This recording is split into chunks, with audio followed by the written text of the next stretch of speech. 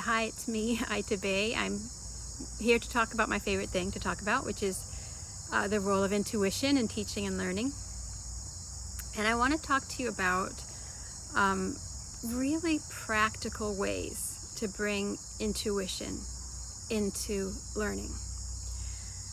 And so I think the best way to introduce this, what I'm going to talk about, is to think about, well, here's a plant right here, but think about how we look at something in a three-dimensional world, right? In a three-dimensional world, we think, oh, this has these different sort of vectors that I can investigate this object. It's got obviously multiple ways you can investigate this object, but we think of three dimensions, for example, as having a length, a width, and a height. And from those three vectors, we can determine its volume, for example. We can see things about this object that we couldn't see otherwise without including all of those dimensions.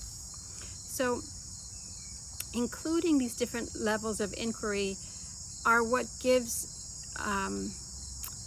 our research, our inquiry, our study, our learning more depth. And so that's what we want to do, more and more depth. When we use an intuition-based approach to teaching and learning, what we're doing is really illuminating, really filling out and discovering as much as we can about whatever it is we're studying, and hopefully making new discoveries. You know, I like to use a quote, an Einstein quote, about how, let's see if I can get it right, we cannot solve our problems with the same level of thinking that created them, right? So we need a level of thinking that will introduce us to perspectives we haven't seen before and generate new insights and new pathways for problem solving. So that's why intuition is so valuable, because right now we really are limiting ourselves to a very narrow bandwidth, very few vectors of inquiry. We want to really expand.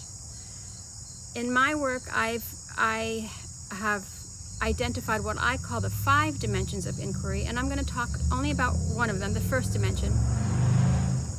And so just like a 3-dimensional way of looking at an object, the 5-dimensional way are the ways in which I look at information. And so the first dimension is a spatial dimension. It's very simple. It's as simple as taking a text. Let's say you're reading something. You know, in education, we're often reading texts. You're reading something online, right? Or we're watching a video, we're getting information. And so we read something,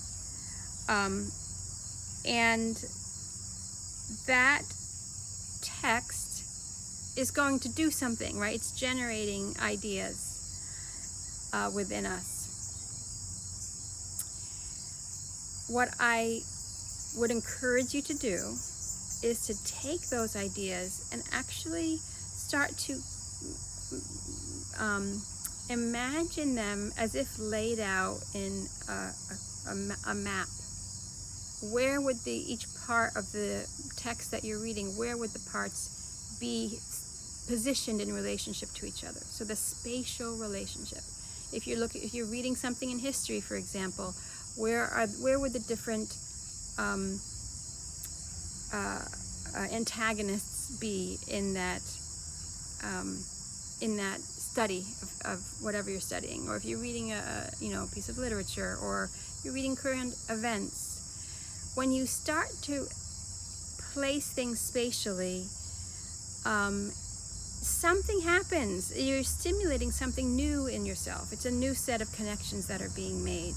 And when all of the intuition-based learning that I'm teaching is entirely about making new connections.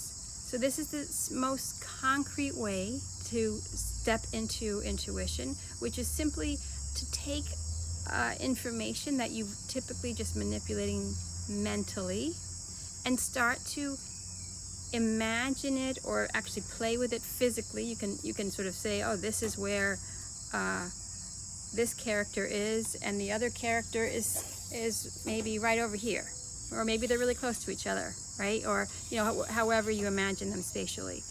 And that will start to give you information about what you're studying, new information. And that new information will lead to new questions, and the new questions lead to new understanding, right?